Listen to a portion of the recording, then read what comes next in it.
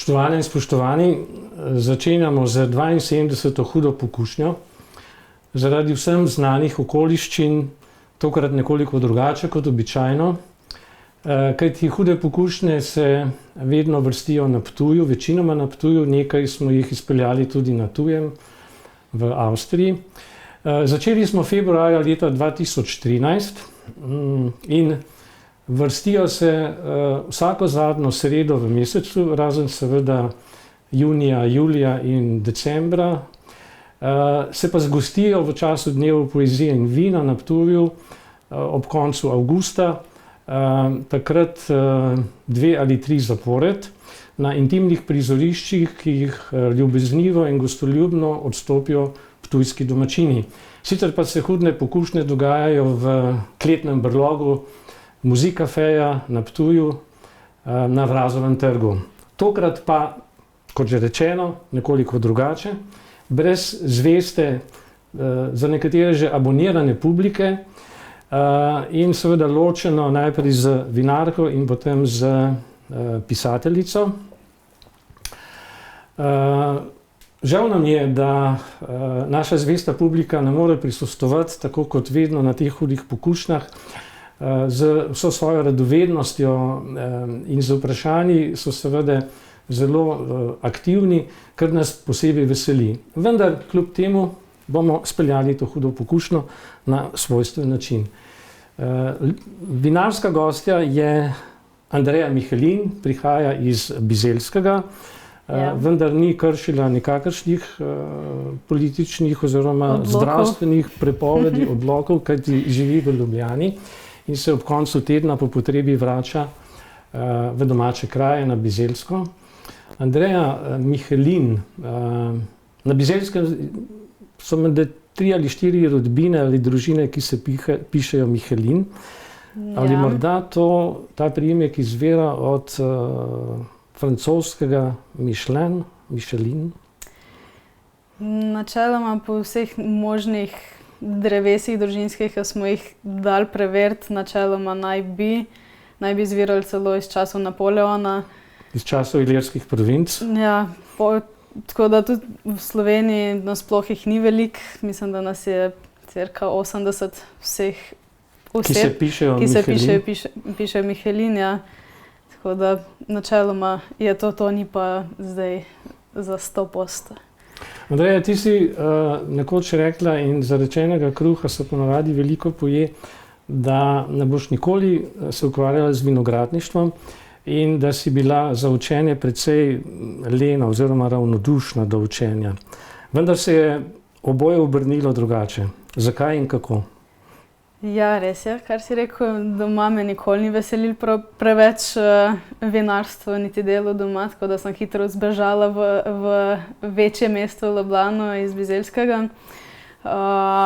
Pol pa čez čas sem dobila voljo, da se začnem učiti na vseh možnih področjih, ki so me zanimala. Usmerila sem se sicer v marketing. Malo zatem je pa pol prišla ideja to, da bi z bratom prevzela domačo kmetijo oziroma vinarstvo od očeta. In tukaj je pol tudi nastala neka novo navdušenje nad tem, nad vinarstvom. Pol sem začela spoznavati domači posel. Tako da zdaj z bratom moram reči, da sva uspešno zagrabila za to novo vlogo. Oče pa seveda še vedno zraven pomaga, brez njega ga nočeva izpustiti iz tega dogajanja, ker je pa vseeno sva se usmerila bolj v modernizacijo klasične, tradicionalne vinarstvene panoge. Za kratek hip se moramo vrniti še na tvoje šolanje. Ti si diplomirala iz marketinga, socialnih omrežij in public relation v Mariboru. Ja. Torej, nekaj drugega, kot si mislila v otroštvu, ko si bila lena za šolanje. In sedaj sta z bratom par, dvojica, ki si deli delo pri tem vinogradniško-vinarskem poslu. Če si ti izšolana in izprašana v marketingu in socialnih omrežij, predvidevam, da preskrbiš predvsem za promocijo in predstavitev vaših vin, kar se bo dogajalo tudi danes. Ja, res je. Jaz sem prevzela bolj promocijski del, marketinški del in prodajo. Brat pa oče pa doma skrbita za vse vinograde, pa da vse zraste in odcveti in dozori, kako treba. Povedati moraš še to, da se profesionalno trenutno ne ukvarjaš z vinogradniško-vinarskim poslom, ampak si asistentka predsednika Toyote za Balkan v Ljubljani. Ja. To zna biti kar pomembna in odgovorna funkcija. Ja, gotovo se veliko naučiš. Japonska kultura je vseeno čisto drugačna od naše slovenske. Tako da mi je prinesel veliko izkušenj, je tudi avtomobilistična industrija, kar je čisto nekaj drugega kakor vinarstvo. Kako gre pa to skupaj? Ja, dobri avti pa dobro vino, to je kar dobra kombinacija, sam pač nekaj vozaš.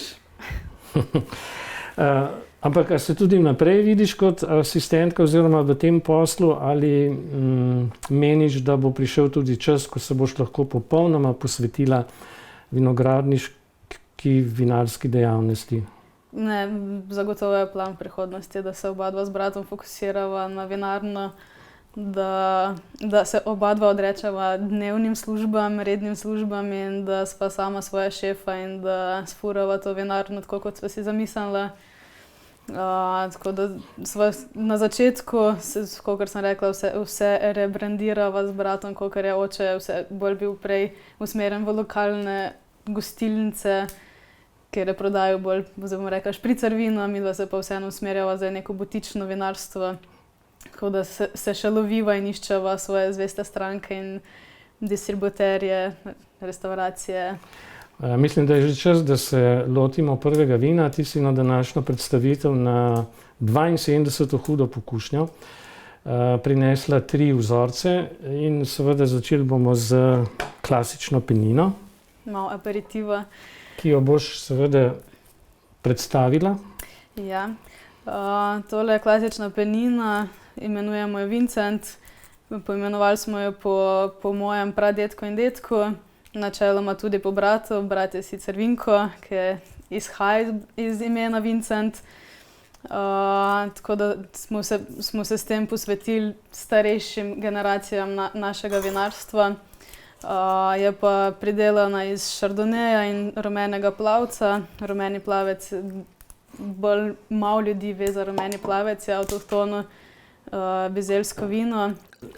Še nikoli nisem mladi prikupni dami ponujal penečega vina v kozarcu takole pod šipo ali mimo šipe, ampak to je pač nova realnost, za katero z obema Andreja upava, da ne bo trajala prav dolgo. Da ne bo postala pravilo, kajti vino je nekaj tako posebnega, ta dar narave in delo človeka, da si zasluži bolj pristen, bolj neposreden stik tudi med nami. Ne? Res je, se Andreja, strinjam. omenila si, da je osnovno vino tu šardonej z dodatkom rumenega plavca. Zakaj je rumeni plavec? Rumeni plavec verjetno da nek pridih ali pečat lokalnosti, krajevnosti. Ja, glede na to, da je avtohtona sorta bizeljskega, vseeno pač ta mehen delež, ki ga dodamo k šardoneju, da neko svežino. Se pravi, imamo eno svetovljansko sorto, klasično šampanjsko sorto, to je šardonej, in potem dodatek, kot začimni dodatek krajevnosti, lokalnosti z rumenim plavcem. Vaša rodbina, sodeč po imenih, se pravzaprav ne bi smela ukvarjati z ničemer drugim kot z vinarstvom. Ne? Kot si že omenila, praded je bil Vincent, ded je bil tudi Vincent, tvoj brat Vinko. je Vinko. Edino oče se je izneveril v tej tradiciji. Ja, očeta so poimenovali Mitja, tako da bo pa mogoče v naslednji generaciji, oziroma mojim bratovi, Bo spet kakšen Vinko. Ja, Vinko, Vincent.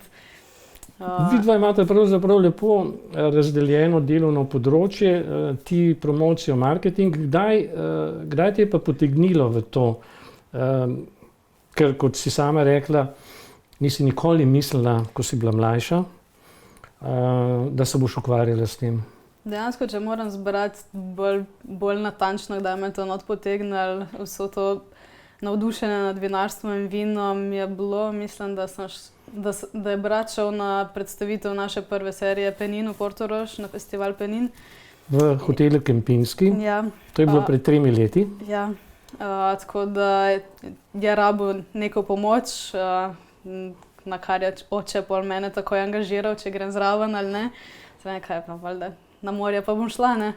In nisem vedela niti, kaj me čaka, nikoli nisem bila na teh predstavitvah. Čist sem rekla, nač pomagala bom, pa kar bo, pa bo. No in pol tam sem videla, sem začela spoznavati in vinarje in ta svet, čist nek nov svet se mi je odprl.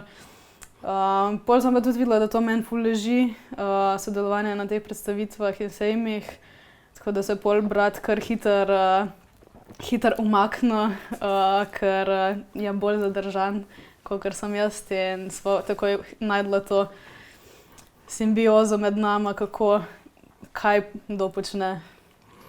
Ja, delitev dela med tabo in bratom je pravzaprav smotrna. Brat je končal srednjo kmetijsko šolo na Grmu pri Novem mestu in potem diplomiral iz agronomije v Mariboru, iz česar seveda sklepam, da je njegov delokrog predvsem vinograd in seveda klet, ja. Ti pa potem od tam naprej, ne? Ja. Lotimo se naslednjega vzorca. Lahko. In to je? No, tukaj ni nevarnosti, da bi prišlo do eksplozije.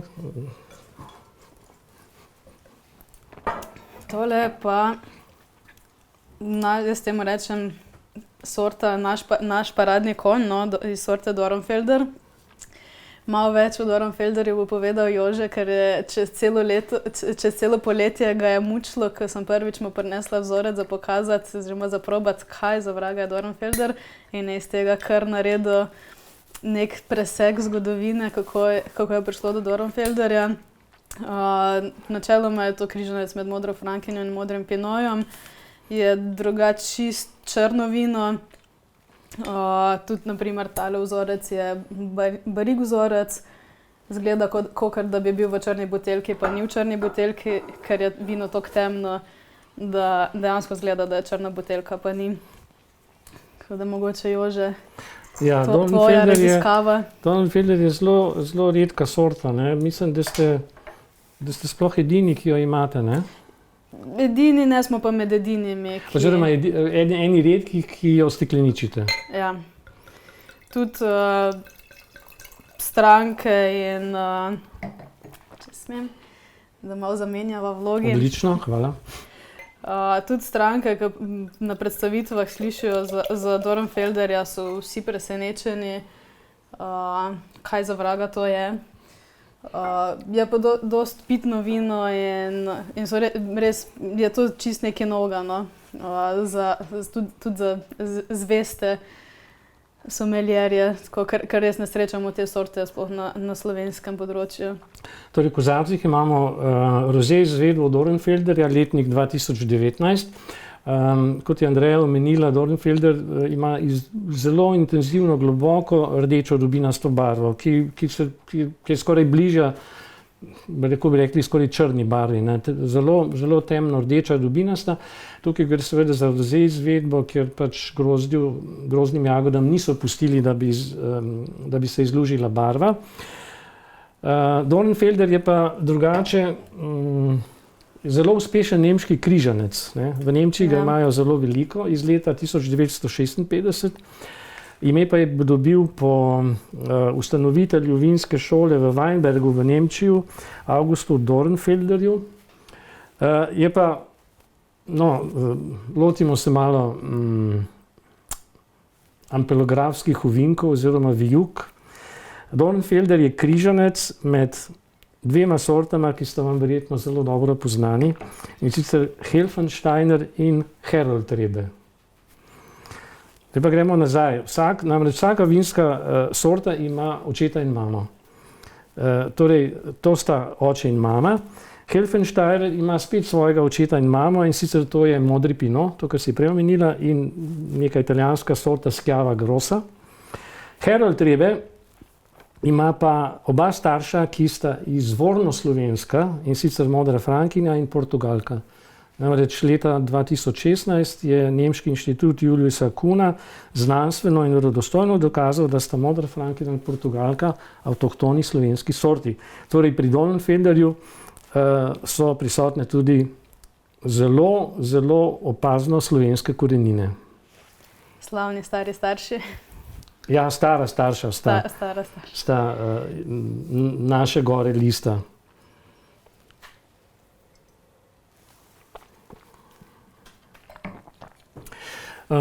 Andreja,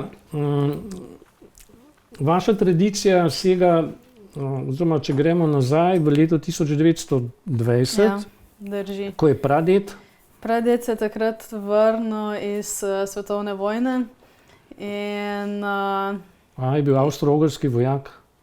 Ja, in potem pač valjda doma imel neke zemlje, se je odločil, da mogoče bi pa se on zdaj v smeru vinarstvo.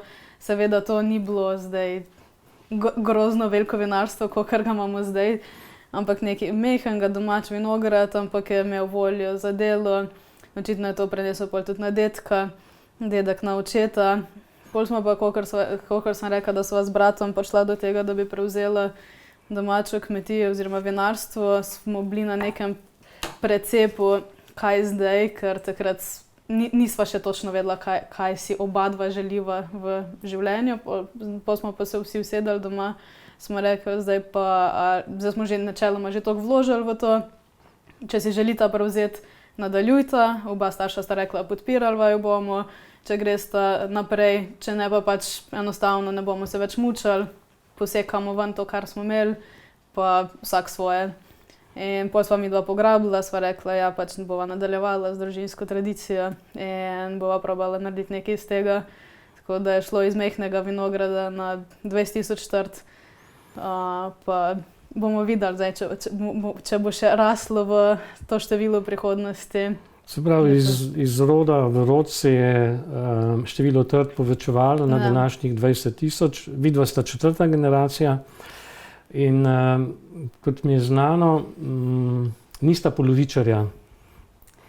Skratka, hočeta vse, kar delata, narediti skrajno, natančno, dosledno. Ja, oba perfekcionista. Tako da res... Ja, se pri vinu ni druge možnosti, ne? Ja, glede na to, da je ponudba vina tolikšna in konkurenca takšna, lahko uspeš samo z res dobrim, odličnim vinom, ne? Zato mogoče tudi zdaj na začetku še posebej malo bolj frustrajoče to, ker pač tudi se ne usmerjava, tako vsak reče, ja pa čisto nič narobe, kakorkoli, ne vem, zakaj pa v Lidlu ne prodajate vina. Sva mogoče še tudi izbirčna in če iščeva ta svojo ciljno skupino, ki bi nama bila všeč, da bo res to butično vinarstvo. Tudi drugo leto bomo odpirali novo klet, pa novo degustacijsko sobo. Tako da... Kako bi ti nekomu, ki ne pozna tega vina, na predstavitvi povedala nekaj o tem in ga prepričala, da seže po njem? Kaj odlikuje to vino? Ja, zdaj, odvisno, če bi bila dama ali pa gospod, no, damo zelo hitro premamiš z imenom roze, pa mislim, da si že tako. Dame ponavadi pričakujejo slajšega, ne? Ja, to je res. Dame so izključno na slajša vina bolj navajena. Zdaj, tole vino, zdaj tale trenutni letnik, ki ga pijemo, je mlado vino, je sveže vino, dosti osvežilno. Na trenutke se ti tudi zazdi, da potegne malo nasadni okus. Absolutno. Tako da zagotovo pa karkoli, kako bi lahko prodala to vino, je to, da to pač sorta, ki je ne srečaš vsak dan. In da enostavno pač je nekaj, ki jo moraš probati. Redkost, posebnost. Po mojem mnenju je odlika tega vina svežina, prijetna pitnost, sadnost, taka živahna svežina. Se pravi, to vino je lahko za aperitiv, Mirne duše bi ga lahko postregli kakšnem suhomesnatemu narezku, tudi k rižotam, testeninam in tako naprej, da jaz zapeljem to stvar malo v someljejske vode. Ja. Se strinjaš? Strinjam se. No. In zdaj še zadnji vzorec, ki je? Tole je pa ista sorta Dornfelder, je pa v izvedbi je barikiran, torej francoski hrast. Maceriran je 4 dni. Okus je pa še bolj aromatičen, bi rekla, kakor v rozeju, seveda. Vse in les in vse prinese sabo neko odraslost vina. Omenila si maceracijo, ki je trajala 4 dni. Ja.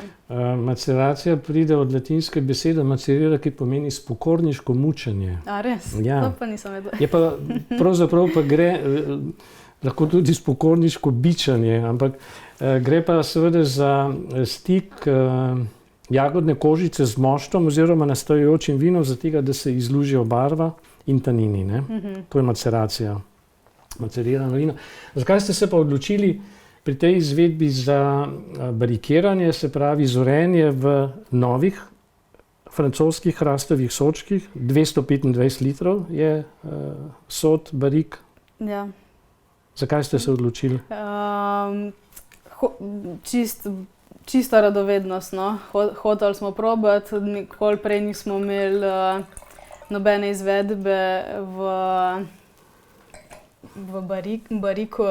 Vedno pač, tudi od samih začetkov so to bile pač cisterne, tako da pač čista radovednost, no. A uspe, kakšen je okus, tako da je ta izvedba pol nam doprinesla k temu tudi, bom rekla, marketinško, no, je zagotovo bolj privlačno temu, ko nekdo sliši, da barik vino je bolj interesantno kupce. Andrej, ponujam kozarec po ovinkasti poti. Bo kdaj, da to ne bi bilo vedno tako.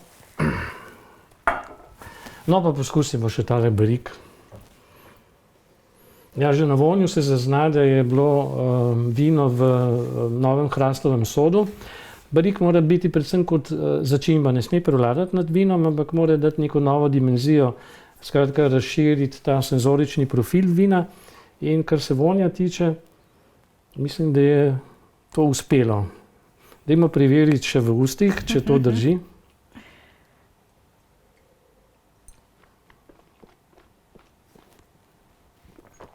Ja, potrdi se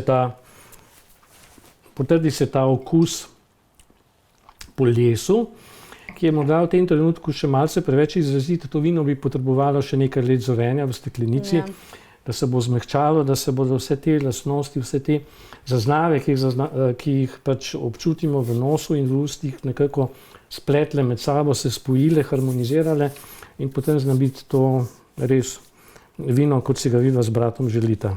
Ja, se strinjam. Kar nam edino mogoče manjka pri tem, kakor si omenil zorenje in staranje, je to, da nam uspe, bom rekla tako, razprodati vso zalogo, skoraj vso zalogo, ki nam potem zmanjka še nekaj butelj, ker se trenutno pač ne pridelamo toliko butelj, da bi si lahko na trenutno prodajo privoščili nekega groznega staranja. Seveda nekaj dajemo starati, ni pa to v takih količinah, kot bi si želeli. Tako da v večini pač imamo trenutno mlada vina, ker nam to hitro vse poide. To je po svoje dobro, po svoje pa tudi ne. Kajti nekateri vinarji pri nas seveda jamrajo in tožijo, da vina ne morejo prodati, ampak mislim, da gre predvsem za vino, ki ne dosega pričakovane kakovosti. Kajti kupci danes navsezadnje zelo dobro vedo, kaj je dobro vino. Jaz trdim, da vsak človek, ne glede na to, ali je enološko ali kakorkoli izobražen, zna ločiti dobro od slabega. To je enostavno primarni občutek in ko daš nekomu ja, jaz nisem poznavalec vina, jaz mu rečem, ni treba biti poznavalec, samo prepusti se svojim občutkom. A ti paše ali ti ne paše, a ti to vino steče ali ti ne steče, ti je prijetno ali ti ni prijetno. In to znajo ljudje ločiti. Ja. In zelo hitro ločijo dobro od slabega.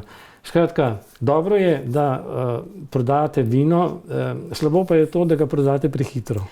Ja, zdaj bom rekla, nikoli ni prav, ne? Ampak mislim, bi si tudi jaz zagotovo želela, no, da dajemo vsaj neko večjo količino na staranje, vseeno pač vino vsako leto, kakor tudi pravijo, kakor vino se stara, je vedno boljše, ne, tako da, no, so seveda izjeme, ne, ampak bi si želela imeti še kakšne starejše letnike, predvsem pri penini je zorenje pomembno, tako da rabiš vsaj 24 mesecev, da je ta prava penina. Če se greš klasično metodo, potem pa itak vsako leto, kakor je pač boljše, ne, tako da.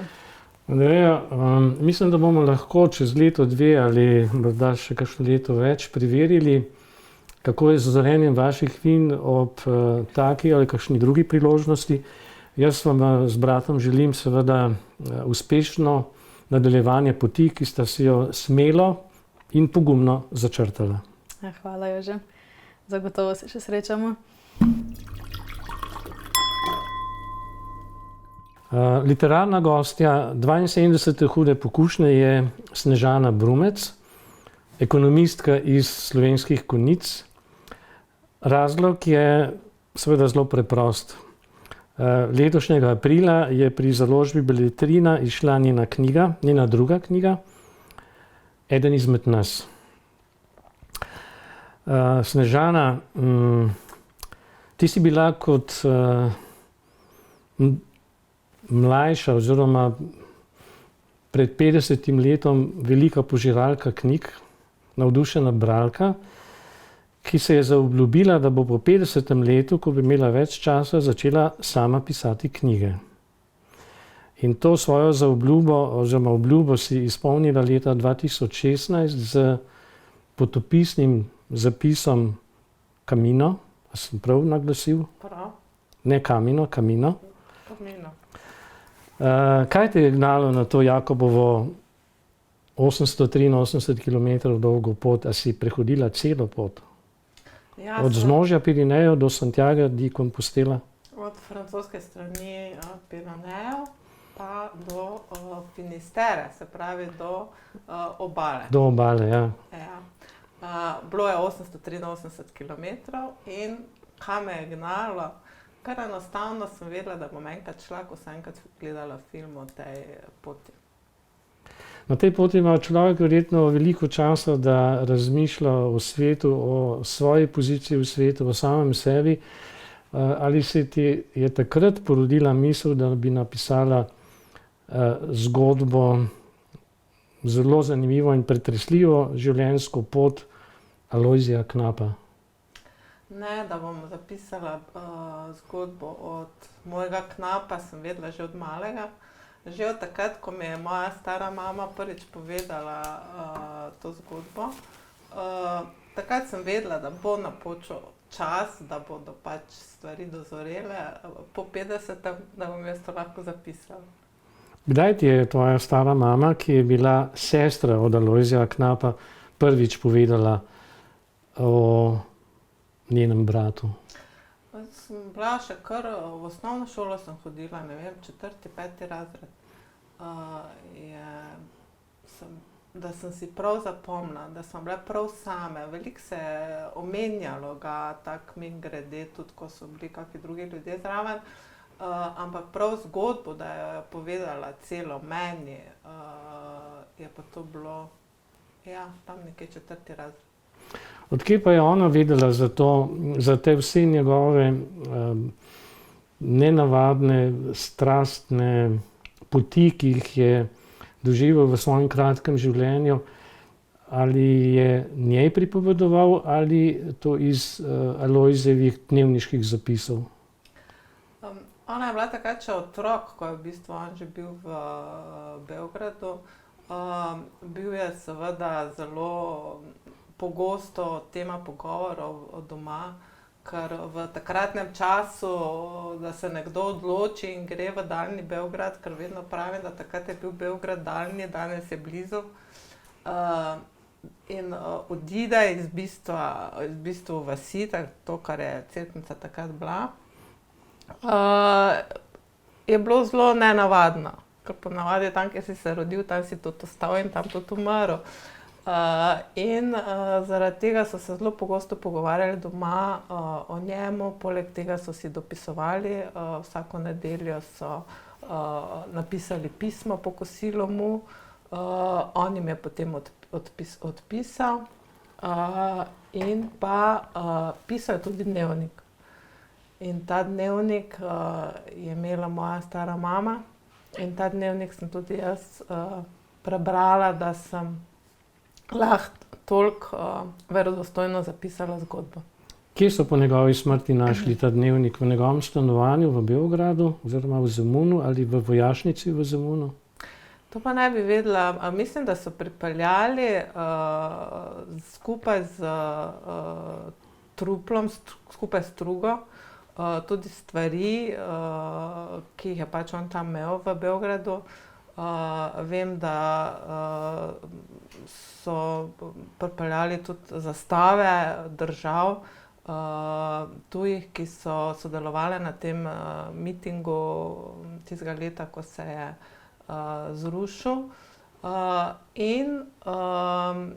To mislim, da je pristalo takrat na podstrešju. Kako je potem prišlo iz podstrešja do moje stare mame, ne vem. Zadnjič sem se pogovarjala z enim drugim sorodnikom v Cerknici, ko je rekel, da zdaj pa nič več ni. Našli so potem še tale odlikovanje njegovo, letalski znak, ne odlikovanje. So ga okvirili in dali na steno. Kdo je bil Alojzij Knap? V prvi vrsti je bil strasten človek, v drugi vrsti pa seveda letalec. In to je eden najboljših v tistem času, ne samo v jugoslovanskih razmerah, ne, takrat smo govorili o Jugoslaviji, ampak tudi v evropskih. Ne. Bil je dejansko eden izmed najboljših, s tem, da mislim, da mi je bilo to letenje kar nekam položeno v zibelko. Zaradi tega, ker on je od malega sanjal, da bi letel.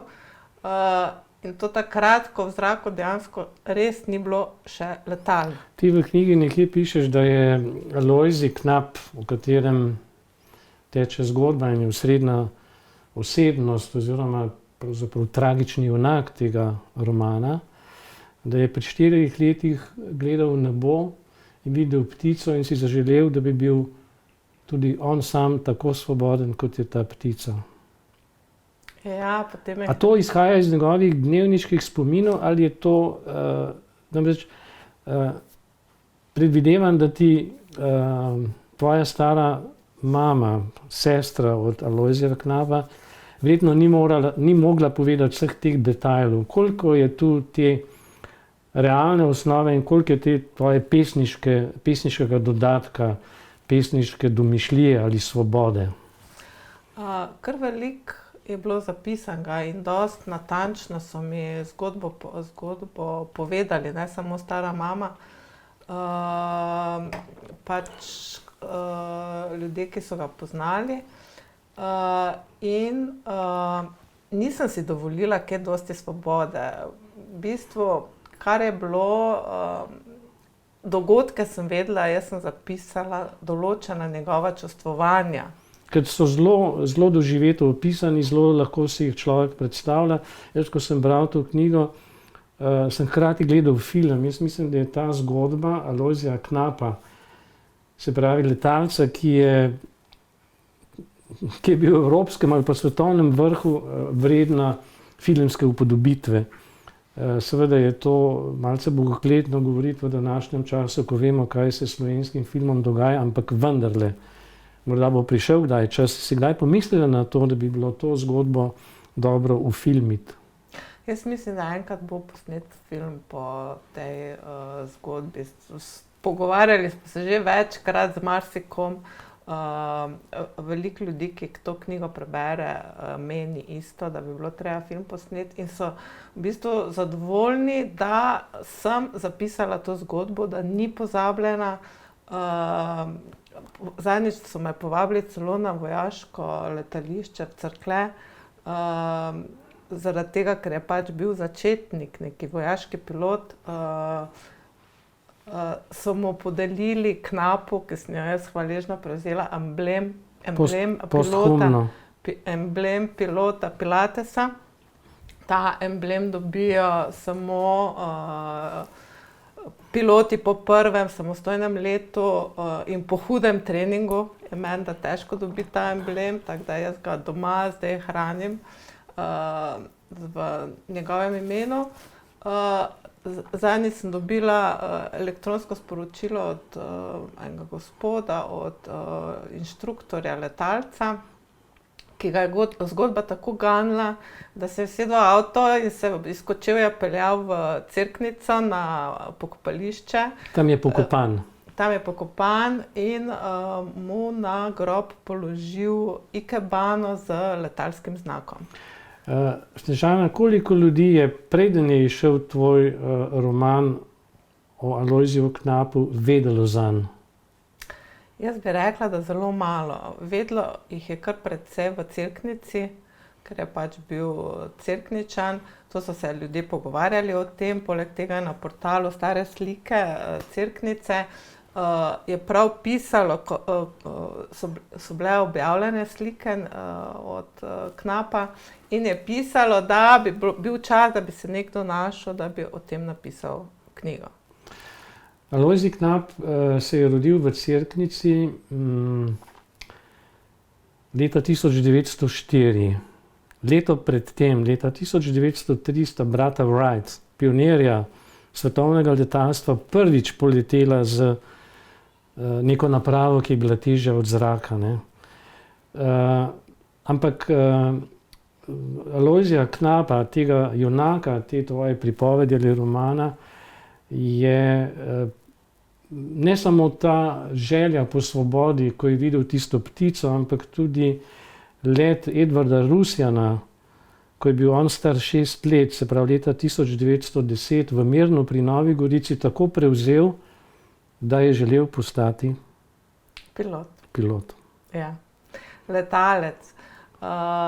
Pri 4, ko je gledal ptico, je želel biti svoboden kot ptica in je želel postati ptica. No, pri 6 se je pa to dejansko spremenilo v poklic, se pravi, da bi opravljal poklic letalca. In ja, poklic, res je bil poklican za to, da bi letel. Čeprav jaz mislim, da je takrat v tistih letih moralo biti nekaj v zraku, da je človeka potegnilo, da je bil, ne vem, Rusjan njegov sodobnik, da so ta brata Wright poletela takrat, ko je bila v bistvu Knapova mama noseča z njim. Je moralo biti nekaj v zraku, da je človek osvojil tudi nebo. Leto zatem, ko je Alojzij Knap videl leteti Edvarda Rusjana v Mirnu pri Novi Gorici, leto zatem je on tragično preminil v Beogradu, v Savi. Ja. Tudi to je na nek način zaznamovalo Alojzija Knapa. Ja, vsekakor.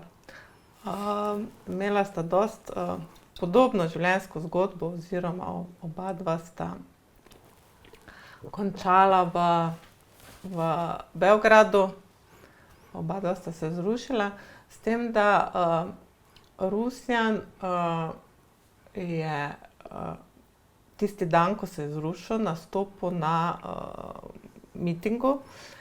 Imel je letalo, za katerega je vedel, da ni čist zanesljivo, ker se je prejšnji dan nekaj pokvarilo. Slekel se je usnjeni jopič, zato da če bi mogel plavati, da bi lažje izplaval iz Save ali Donave. Ampak žal, slutil je, da se bo nekaj zgodilo. Žal je padel zraven Save in je potem tudi umrl na poti v bolnico.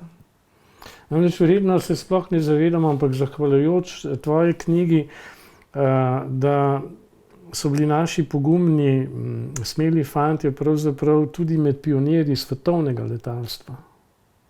Ja, vsekakor, pa oni sploh niso kaj dosti razmišljali o tem, koliko je letenje varno. Njim je pač bilo važno, da so šli v zrak, takrat so se pogosto avioni zrušili. Že, ne vem, letala so imela samo en motor, tako da če je en odpovedal, je bilo konec. Ta slika Lojzija Knapa na naslovnici tvoje knjige je od kdaj, iz katerega leta je nastala ta slika, morda veš? Kaj bi bilo tam nekje 1927, 28, nekaj takega. Se pravi, 6-7 let pred njegovim tragičnim koncem. Ja. Ti ga opisuješ kot lepega, postavnega, mišičastega, moškega, svetlih las in svetlih oči kot lepotca. Ja. Je bil res tak? Ja, res je bil. Ali je to tvoja literarna domišljija? Ne, res je bil tak. Jaz imam njegov album in na vseh slikah, kjer je on gor, je meni zelo všeč. Tudi moja stara mama ga je zelo hvalila in imel je lepe, svetlo modre oči, tako svetle, kot je svetlo modro nebo. Sej mu je že rojenica Mara pri rojstvu prorokovala marsikaj, tudi nesrečno ljubezen. Tudi nesrečno ljubezen in to, kar je Mara rekla, bom kot zanimivost povedala, od kje so meni te besede. Jaz sem takrat, ko sem začela knjigo pisati, iskala po spletu stran, kjer bi našla, da bi vtipkala rojstne podatke od Knapa in bi dobila njegovo astrološko napoved, kakšno bo imel življenje. In sem dejansko našla eno stran, da sem lahko vtipkala še letnico 1904, pa njegov datum rojstva, ura nisem vedela, sem napisala ob 12:00. In sem dobila njegovo astrološko napoved, kjer je bila prva točka. Zrak bo zaznamoval njegovo življenje. Dobro, pa sem rekla... Kaj je zrak element dvojčkov? Rojenih v znamenju dvojčka? To jaz ne vem, ker se toliko ne spoznam. Je? Valerija pravi, da je. Pravi, da je. Očitno, ja.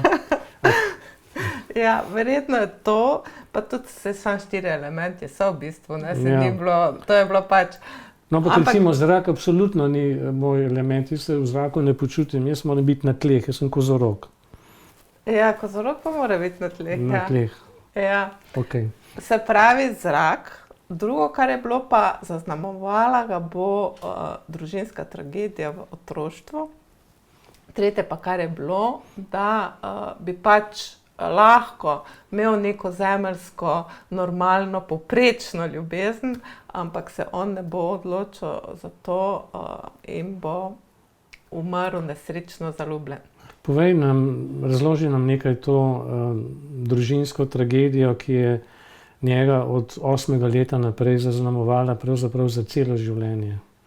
Kajti pripisoval se je, da je on kriv smrti 2 sestre in brata, mlajše sestrice in bratca. Vse to sem hotela prepovedati. V bistvu je Knap zelo podrobno zapisal svoja čustva tudi v knjigi. Vsa z izjemo teh čustev oziroma te njegove grozne krivde, ki je občutil, to sem si jo jaz v bistvu naslikala. Ampak v njegovem dnevniku jaz sem nikoli ni omenjal svojih čustev v zvezi s tem. Nikoli ni omenjal. Ampak tega, kaj se je zgodilo pa? Dogodek pa da je bil on na kozolcu in je imel tam modelčke dogodek pa ja. In sta bratec in sestrica plezala po lestvi, ker zadnji klini niso bili dovolj trdni. Dogodek je omenjal in sta padla na tla in konec. Ja. To pa je omenil. Ja. In pogovor potem z mamo, ko ga je dolgo odlašal. Tako da.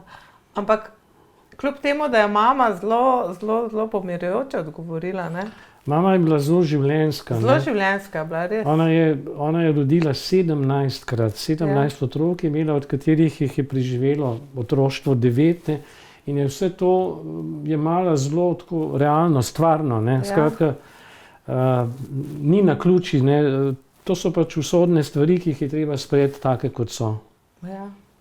On je bil pa romantik. Ja. On je bil pa zasanjan v plavo nebo s svojimi svetlo-modrimi očmi. Ja, res romantičen je bil. Jaz sem se zelo identificirala z njim, no, ko sem to pisala, zelo mi je bil blizu, moram reči. Kaj pa ta strastna, hrepeneča ljubezen z beograjsko lepotico Belo iz beograjske aristokracije ali kvazi aristokracije, ki se tudi ni izpela v srečni konec.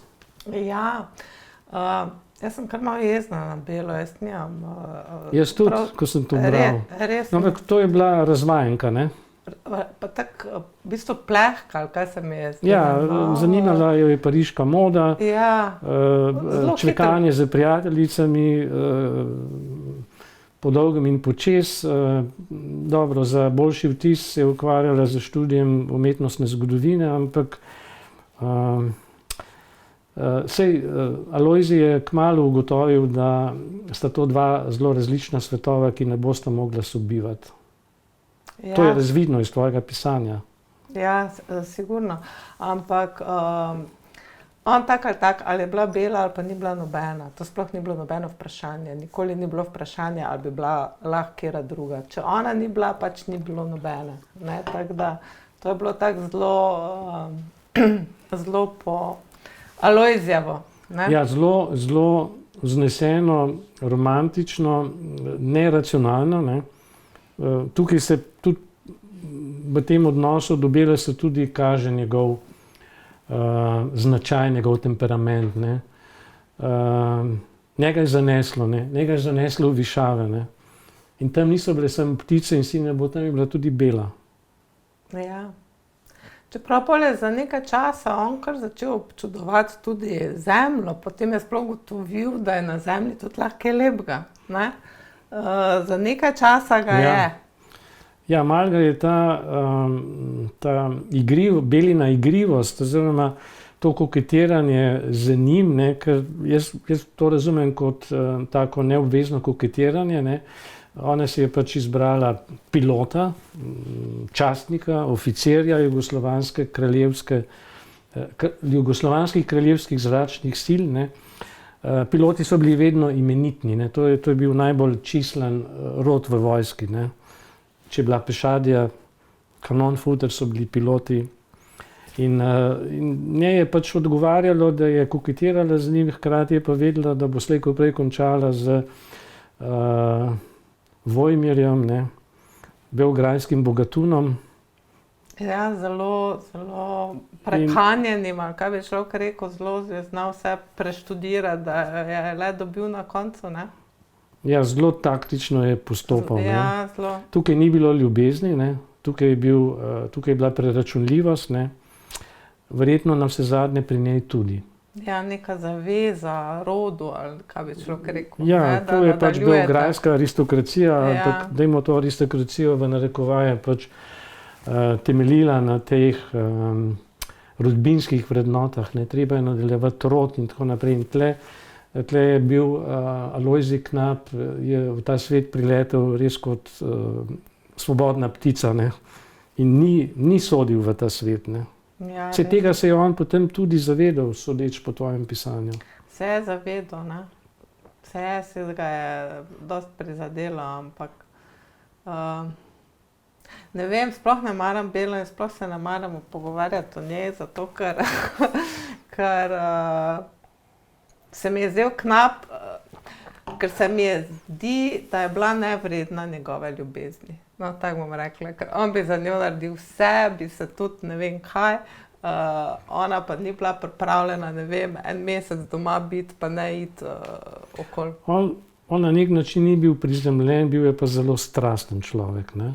Tako kot je razumel letanje kot neko neizmerno strast, tako je to tudi ta odnos do Bele razumel kot veliko strast. Ja, v bistvu je imel dve strasti, ne. Na prvem mestu je bilo letenje, na drugem mestu pa bela, pol se je pa končalo vse skupaj, ne. Oboje se je končalo tragično. No, Oboje. mislim z Belo, ne, Bela je pač odšla v Cannes z Vojmirjem. Vojmirjem. Kako pa je končal Alojzij Knap?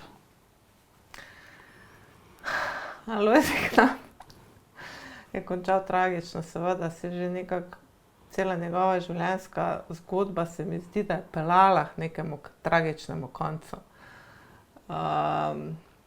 Nikakor ni moglo iz tega nastati srečen konec. Bil je dosti problem, jaz sicer tega nisem to tako podrobno zapisovala, ampak bil je precej problem, ker je bil pač Knap Slovenec in kot Slovenec takrat ni bilo najboljše, da si najboljši pilot, ne, takrat so mogli biti Srbi najboljši, ne. Zaradi tega so mu precej nagajali in zaradi tega je tudi končal tako, ko je končal, ne. Ja, mislim, da je prav, da poveva, da je ti tukaj čisto na koncu puščaš odprto, ali je bil to, ali je bila ta nesreča ali samomor. Ja, v bistvu imam jaz pismo, ko so ga njegov kolega prebral na njegovem pogrebu, in v katerem piše, kako je on padel pred očmi, ne vem, vojnega ministra, vseh svojih kolegov z letalom. In da so se vsi spraševali, kako to, da taki pilot, kot je bil, ni odprl padala. To je pač me navedlo na to, da mogoče malo vprašanje na koncu postavim. To je bil namreč njegov zadnji polet oziroma zadnji miting. Šlo je za veliko mednarodno tekmovanje v Beogradu v rušenju balonov. To je bila takrat neka športna disciplina, katere se je udeležilo 10 pilotov iz Evrope. In sicer v 45 minutah so morali zrušiti čim več balonov, ki so jih pač spuščali v zrak, ne. In če je nekomu balon ušel nad 2000 metrov, ga ni več dosegel, ker je odfrčal naprej. Alojzij Knap je nastopil kot zadnji. Pred njim je držal rekord Nemec, ki je zrušil 6 balonov. Alojzij jih je pa 8, čeprav brez kakršnega koli treninga, ker je bil prej v priporu zaradi spleta okoliščin v zvezi z Belo. On jih je zrušil 8, pa še nekaj časa mu je ostalo, ne. Tako dober pilot je bil in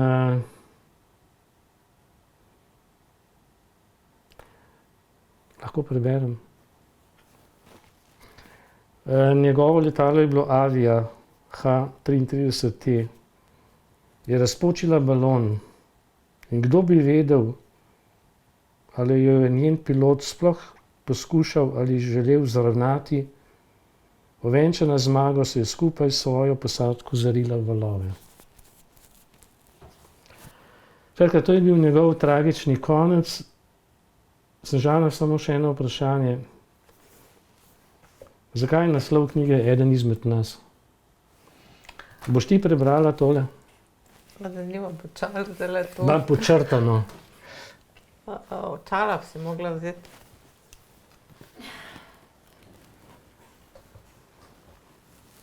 Super.